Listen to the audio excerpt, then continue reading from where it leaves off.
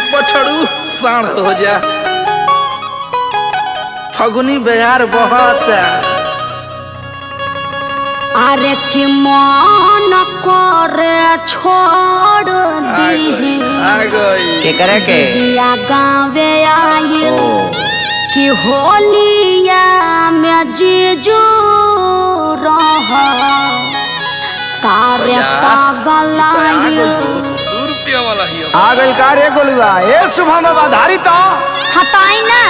बन का गिदर जाएगा किधर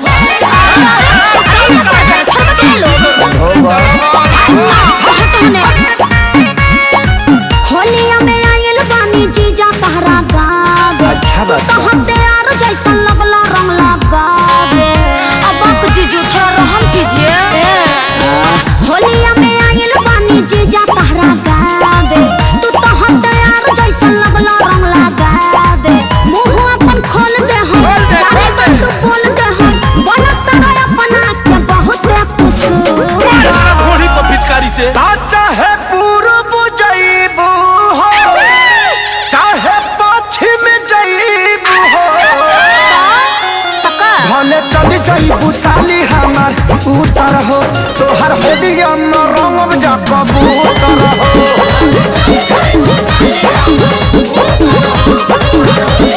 सुना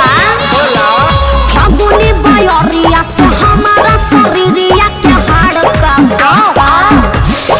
तोहर होता बत पीछा कोरी या से जाड़ो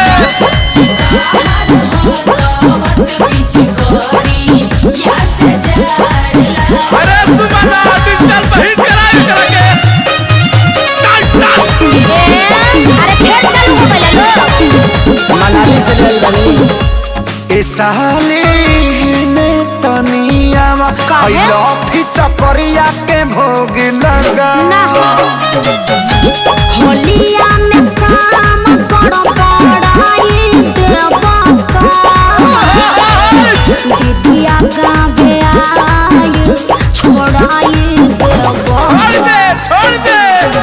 पानी पाकी फेंक लो छोड़नी हम देख लो लगे जान ले ले बाबा न तारा सदा के कास तू यार एकरा में ए साली नीचे जइबू हो अरे जियो बे ए नराजी खींच जइबू हो अरे हिट मशीन के आनी आई ए धन रखी हो बच्चा के यापन बूफर हो तोहर होलिए में रंगब जा कबूतर हो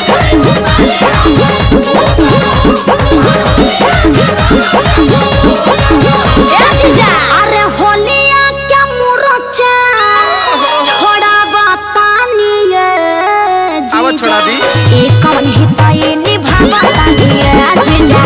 एक कवन हिताई निभाए समझा द लोगन का जीजा